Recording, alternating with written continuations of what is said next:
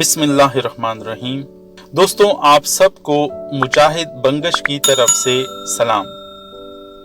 दोस्तों, आज के हालात देखकर एक ब्रिगेडियर बशीर आराई साहब की एक सच्ची कहानी याद आ गई, जो मैं आप लोगों के साथ दोबारा शेयर करता हूं। ब्रिगेडियर साहब लिखते हैं कि जब कोरोना की पहली लहर का टाइम था, एक दिन अफ्तार के बाद एक मासूम सी बच्ची का फोन आया कि सर, मुझे कोरोना प्रोटेक्शन सूट और N95 मास्क लेना है। आप कितने का देंगे? क्या कीमत है आपके पास? मैंने पूछा, बेटा, आप इन चीजों का क्या करोगी? कहने लगी, सर, मैं एक डॉक्टर हूं और एक मेडिकल सेंटर पर कल से मेरी ड्यूटी कोरोना वार्ड पर लग रही है। मुझे हॉस्पिटल से कुछ नहीं मिला, सोचा खुद ही खरीद लेती हूं। मैं सोच में पड़ गया और क्या जवाब देता, कुछ समझ ही नहीं आया कि क्या कीमत बताऊं। बस कानों में 18 साल पुरानी एक आवाज गूंजी, पुत्र, अब क्या हम अपने मुहाफिजों से पैसे लेंगे? 18 साल पहले 2002 में जब बॉर्डर पर मेरी ड्यूटी लगी तो मैं बतौर कमांड ऑफिसर एक फील्ड हॉस्पिटल लेकर ओकाड़ा कैंट से फोर्ट अब्बास जा रहा था। पूरी आर्मी तैयारियों के साथ अपने अपने महाज पे रवां दवां थी और हर तरफ सड़कों पर फौजी गाड़ियां नजर आती थी। हमने हारूनाबाद से पहले एक गांव के साथ पड़ाव किया ताकि जवान दोपहर का खाना खा सकें। साथ ही माल्टे और कीनू का एक बाग था और वहां गुड़ बनाने का बेलना चल रहा था। मैंने सोचा क्यों ना कुछ माल्टे और गन्ने का रस खरीदा जाए। अपने बैटमैन को बेलने के मालिक के पास भेजा, लेकिन वो खाली हाथ वापस आ गया। कहने लगा, वो बेलने वाला बाबा जी कहते हैं जो चाहे ले जाओ, मगर पैसे नहीं लूंगा।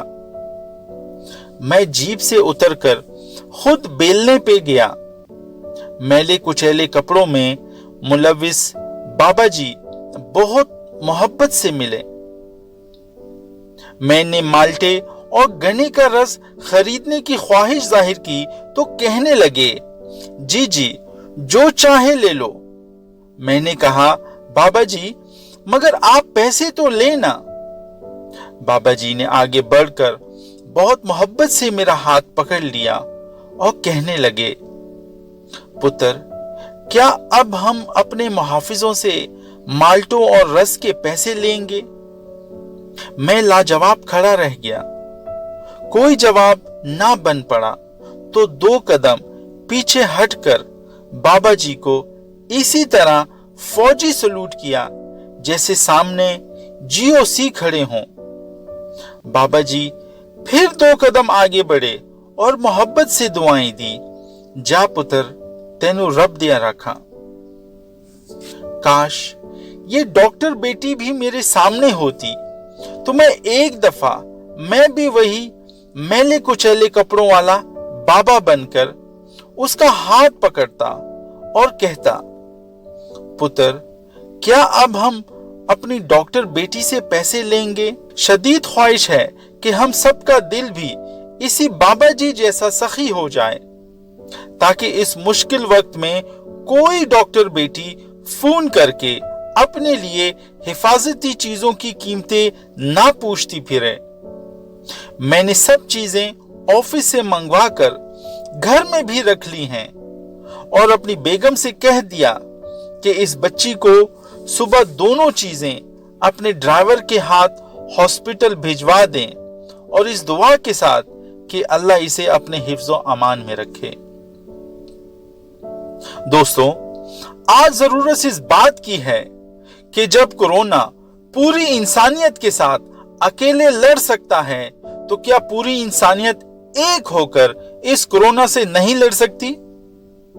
जैसे कोरोना का कोई मजहब, कोई बॉर्डर और कोई उसूल नहीं है, वो किसी भी मजहब के अमीर और गरीब को निशाना बना लेता है, तो आए हम भी इसका मुकाबला इसी अंदाज से करें कि कोई बॉर्डर को ना देखें, कोई अमीर गरीब ना देखें और अपनी दुआ, दवा और ऑक्सीजन और अपने दुख दर्द बांध कर मुकाबला करें, ताकि आने वाली नस्लें भी हमें याद करके सलूट करें कि हमने भी किसको शिकस्त दी थी। आप लोगों के लिए दुआ गो, मुजाहिद बंगश।